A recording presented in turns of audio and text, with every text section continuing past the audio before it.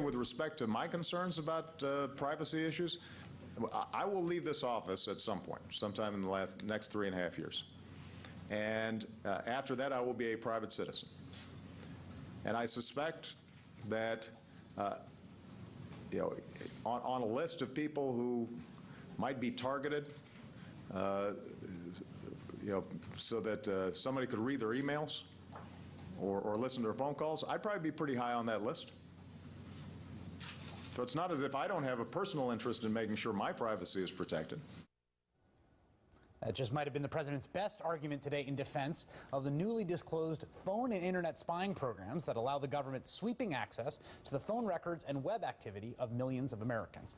But the knowledge that Barack Obama himself will soon be subject to the national security dragnet his administration is perpetuating right now does not convince me that I should just trust in it. Joining me now to tell me why I'm wrong is Cedric Leighton, former deputy director of the NSA, who's now founder and president of Cedric Leighton Associates, a strategic risk and leadership management consulting firm. All right, Cedric, why should I be cool with the revelations we've gotten in the last few days about Verizon turning over every single call record to the government for a 3-month period every day, and the newly disclosed prison program, which is targeted at people who are foreign, we're told, but does have access to a tremendous amount of content and data from American citizens? Well, Chris, there are obviously a lot of concerns with programs like this. So when you take the programs in their entirety, it looks like there is a lot of spying, in essence, going on between, from the NSA directed at the American public and people all around the world. But the point of fact is that there are a lot of safeguards in place that I've personally worked and that I've been a part of for over 26 years. And those safeguards include some very significant training that prevent the dissemination of personal data of U.S. citizens, U.S. persons as it's known, to people who shouldn't have that information. So if there is any collection, any even incidental collection of U.S. persons, that is against policy, and that policy is a policy that is taken to a level of extreme compliance in the National Security Agency and the associated agencies with it.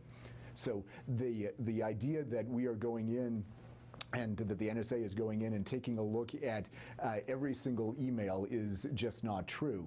What is true is that they have a data mining capability that can look at every single facet as described in certain of the press releases, not in all of them. But the basic idea is they can go in, take a look at who's connected to whom, and once they've figured out who is connected to whom, where those dots are connected, then they can seek a further warrant and go in and say, okay, I'm interested in Chris tonight and how he's talking to Cedric. But how is that going to work? And that's okay. what the difference is. So there's two questions here, right? One is a privacy concern. There's two questions. One is, are safeguards that are secret really safeguards? Right? You can tell me you've trained people to obey the law, but all these safeguards, not only the safeguards are secret, but the actual legal reasoning here is secret as well. My question is, why should I trust that when, and let me just give one example. We know that the Bush administration was engaged in a warrantless wiretapping program through the NSA for years. That was not covered. That was not briefed to Congress. That was not explicitly authorized, unlike this one. And it was 4 or 5 years before one whistleblower came forth, a guy by the name of Thomas Tam, along with a few others, and he said, I thought the secrets program was something the other branches of government and the public ought to know about, so they could decide, do they want this massive spying program to be taking place? If somebody would say, who am I to do that? I would say, I had taken an oath to uphold the Constitution, and this line really caught me. It is stunning that somebody higher up the chain of command didn't speak up, right? So we know that there was a possibly unconstitutionally, certainly illegal warrantless wiretapping program happening in the NSA for years that nobody blew the whistle on until he came forward. So why should I trust that same agency's secret safeguards? Well, NSA is going to follow the direction of the executive branch because ultimately they work for the president.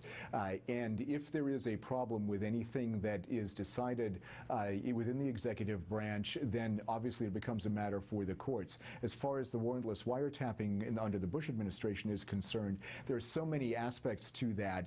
Clearly there were, in spite of what you've heard, I can tell you that there were members of Congress who were briefed on at least the rough outlines of that program. Now, fast forward to the present situation, members of Congress have clearly been involved in it, as you know, and there are so many different elements of control. Now, are there people that can make mistakes, or are there people that deliberately violate policies? Sure, that does happen, but they are punished, and the basic rule that happens with folks like that is, at the very minimum, they will lose their security clearance, which means they lose their job, and in many cases, they can go to jail, depending on the severity of the issue. So there are safeguards in place. There's some significant career and personal consequences for people who don't follow the rules, and for people who deliberately violate the rules or engage in, what could potentially be rogue operations. So those kinds of operations are very much circumscribed, and there is a great deal of control within NSA and other agencies to prevent that kind of thing from happening. Cedric Leighton, former Deputy Director of the NSA. Thanks so much for talking to me tonight. Really appreciate it. My pleasure, Chris. Thanks for having me.